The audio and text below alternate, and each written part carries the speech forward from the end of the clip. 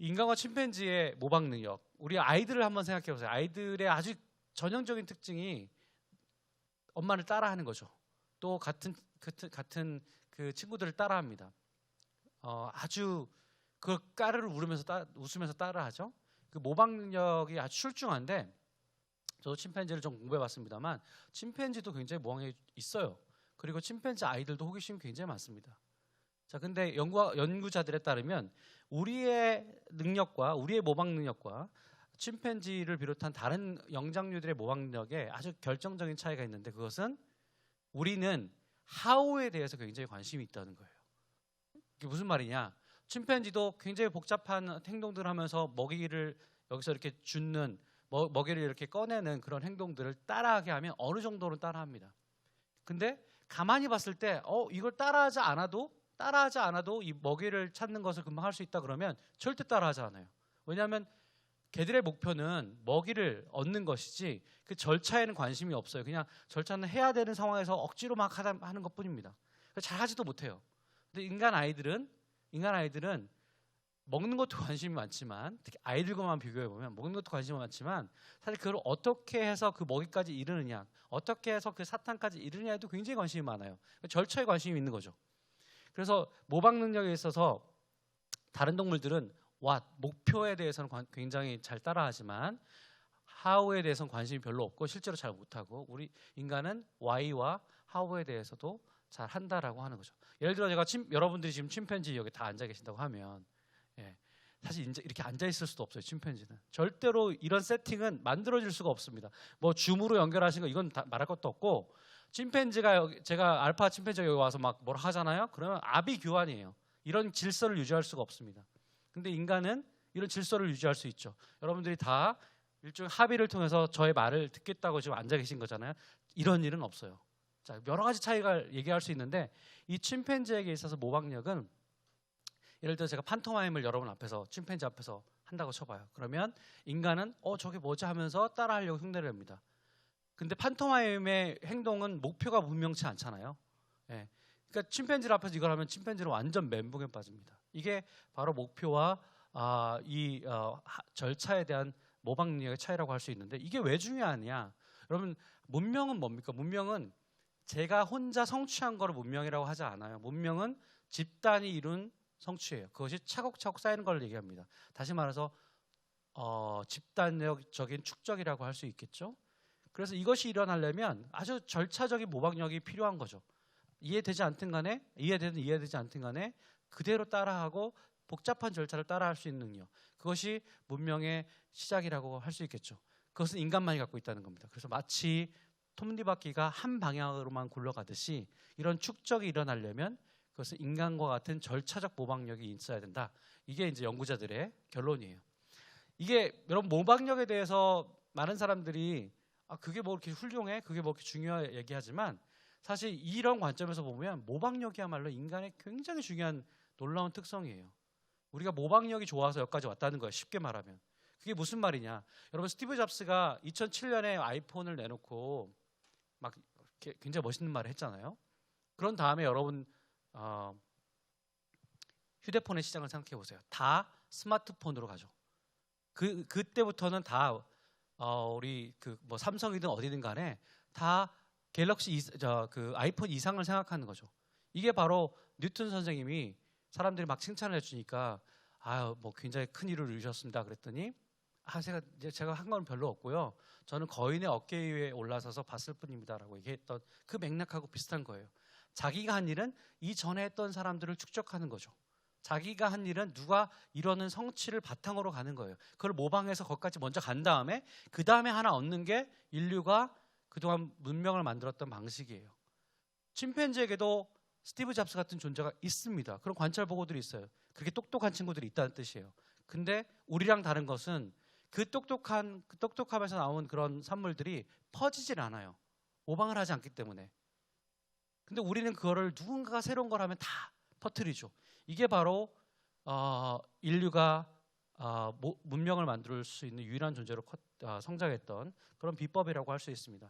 이런 것들을 잘 축적하고 전파하지 않으면, 다시 말해서 교육하지 않으면 다시 말해서 이런 인류의 지식들을 뭔가 성취가 있으면 그 성취를 쫙 확산시키지 않으면 어떤 일이 일어나냐?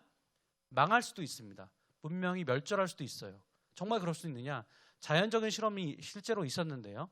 여러분 에스키모족이라고 하죠. 그린랜드 북쪽에 이누이트 쪽이 있는데 이들에게 정말 필요한 것은 활과 작살, 뭐 카약 이런 거 만드는 능력 아닙니까? 근데 그건 다 노인들이 만들었어요. 왜냐하면 노하우가 있어야 되니까. 근데 저 풍습 중에서 누가 죽으면 그 사람과 함께 그 사람이 만든 걸 다 같이 묻어요. 그러다 보니까 갑자기 전염병이 돌아서 노인이 갑자기 죽었는데 노인과 함께 노인들이 만든 것까지 다 묻다 보니까 그 동네에는 카약을 볼 수가 없는 거예요. 화살을 볼 수가 없는 거예요.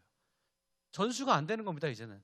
그래서 점점점 거의 아사식전까지 갔다가 다른 적이 와서 가르쳐줘서 문명이 다시 살아난 그런 사건들이 있는 거죠.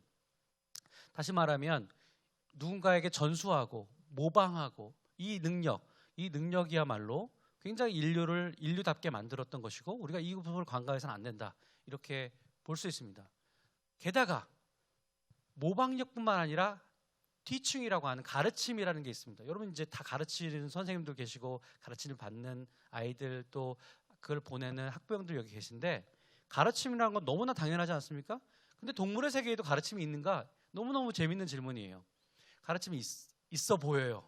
자, 근데 여기 보시면 왼쪽에 침팬지들이 저렇게 지금 흰개미 집에서 막대를 꽂아가지고 그러면 흰개미 막 타거든요. 그럼 훑어먹습니다. 그럼 어떠냐면 일종의 단백질 같은 걸 먹는 거예요. 흰개미 낚시질이라고 하는데 저희 흰개미 집이에요. 자, 그러면 막대기를 찔러 넣고 막 올라타면은 먹잖아요. 근데 저거를 너무 쉽게 할 수 있을 것처럼 보이지 않습니까? 근데 저거를 제대로 배우려면 적어도 2, 3년은 연습을 해야 돼요. 자, 근데 우리 같으면 어떻게 했어요? 아이가 저걸 처음 저렇게 쫄래쫄래 갔다 그러면 딱 하는 거 보고 가르쳐 주죠. 야, 그렇게 찔러는 게 아니고 이렇게 넣어야지. 잘하면 역시 똑똑해. 그리고 칭찬해주고 잘 못하면 계속 못하면은 꿀밤을 때려서 가르쳐주잖아요. 이게 인간의 교육이에요. 인간의 가르침이에요. 어떻게 보면 액티브 티칭이라고 할 수 있는 적극적인 가르침이 있는 거죠. 칭찬과 함께 일종의 처벌도 할 수 있는 그런 가르침이라는 거죠. 그런데 놀랍게도 침팬지 세계에서는 그런 게 없습니다. 침팬지 세계는 그냥 혼자 넣고 트라이 앤 에러를 통해서 시행착오를 통해서 배우는 거예요. 그러니까 어떻게 보면 자기주도 학습일 수도 있는데 사실은 멍청한 겁니다. 남이 잘하는 것을 배우지 않는 거예요. 이게 바로 침팬지와 가르침과 인간의 가르침의 차이라고 할 수 있겠죠. 예, 그런 학습의 관점에서 봐도 이렇게 이야기할 수 있겠고요.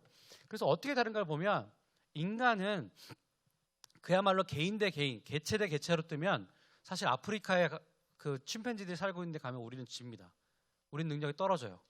근데 인간은 어쩌면 사회생활을 하면서 자기 능력을 다른 사람도 할 수 있게 하고 또 내가 이 능력은 없지만 다른 사람은 저 능력이 있어서 서로 집단 생활을 하면서 어떻게 보면은 되게 개인으로 보면 연약한 존재예요. 근데 그 연약한 존재가 어떻게 스케일업을 시켰냐면 다른 개체로부터 배우는 과정을 통해서 우리가 문명을 만들었다는 거죠. 그래서 다른 개체를 통해서 동료 학습을 통해서 집단 학습을 통해서 이렇게 문명을 만들게 된 그러니까 개인으로는 연약하나 집단은 강한 그런 존재로 우리가 지냈다고 할 수 있겠죠. 그래서 학교의 의미를 다시 생각해 볼 수 있는 거예요. 학교는 집단 학습이 일어나는 곳이구나, 동료 학습이 일어나는 곳이구나 이렇게 다시 재정의해 볼 수 있다는 겁니다. 그런 의미에서 제가 뭐 이렇게 공부하고 뭐 공무원이든 아니면 뭐 인강이든 이렇게 해서 그 공부하는 거를 폄하하는 건 아니지만 이런 공부는 굉장히 특이한 공부예요. 인간에게 있어서는. 물론 이것도 길게 보면 뭐 좀 근본적으로 보면 집단학습이라고 할 수도 있죠. 선배가 배운 사람이 가르쳐주는 것이니까. 근데 여기에서는 동료학습, 그야말로 서로 배우는 동료학습이라는 게 일어나지 않는 일종의 자기고립학습이라고 할 수 있어요. 이거는 사실 우리 인류가 개발한 학습법 중에서 어떻게 보면 되게 가난한 거죠. 더 할 수 있는데 다른 사람부터 배울 수 있는데 그래서 학교의 본질은 동료 학습이 일어나는 것이다. 가서 뭐 혼자 공부해서 시험 잘 보고 뭐 이런 게 아니고 남들에게 배우는 것이다라고 얘기할 수 있어요. 그런 관점에서 보면 우리랑 되게 비슷하게 뭐 이렇게 또 한편으로 굉장히 다르게 비교되고 있는 이스라엘 사람들을 보면 유대인들을 보면 하브르타 공부 아시죠? 여기 보면 독서실에 그러니까 이 도서관에 가면 거의 시장 같아요. 막 왁자지껄합니다. 내가 잘못 왔나? 이 도서관 맞나? 라고 생각이 들죠. 우리 도서관을 상상해 보세요. 우리 도서관은 사실 독서실이죠. 그죠? 그냥 자기 공부하는 거 열심히 하고 있고 누가 이렇게 막 뭐 노트하고 뭐 컴퓨터 뜨고 있으면 막 포스트잇 딱 붙이면서 조용해 주세요. 조금만 뭐 이렇게 조용하게 해줄 수 없습니까? 이런 거 하잖아요. 자, 근데 그 사람들이 이 여기를 가면 문화 충격을 받죠. 왜냐하면 두 명, 세 명이 짝을 져서 서로 막 시장처럼 막 떠드릅니다. 시장 막 떠드는데 가만히 들여다보면 뭐냐면 마치 그 서로 입장 바꿔서 설득을 하는 과정이에요. 내가 이런 주장을 하고 싶다 그러면 어떤 논거를 들 것인가를 해서 막 상대방을 설득하려는 훈련을 합니다. 그러면서 배우는 거예요. 엄청난 학습이 일어나는 거죠. 상대방의 입장에서 생각을 해보고 또 상대방을 설득하기 위해서 일어나는 일종의 동료 학습의, 제가 볼 땐 동료 학습의 최고의 장 중에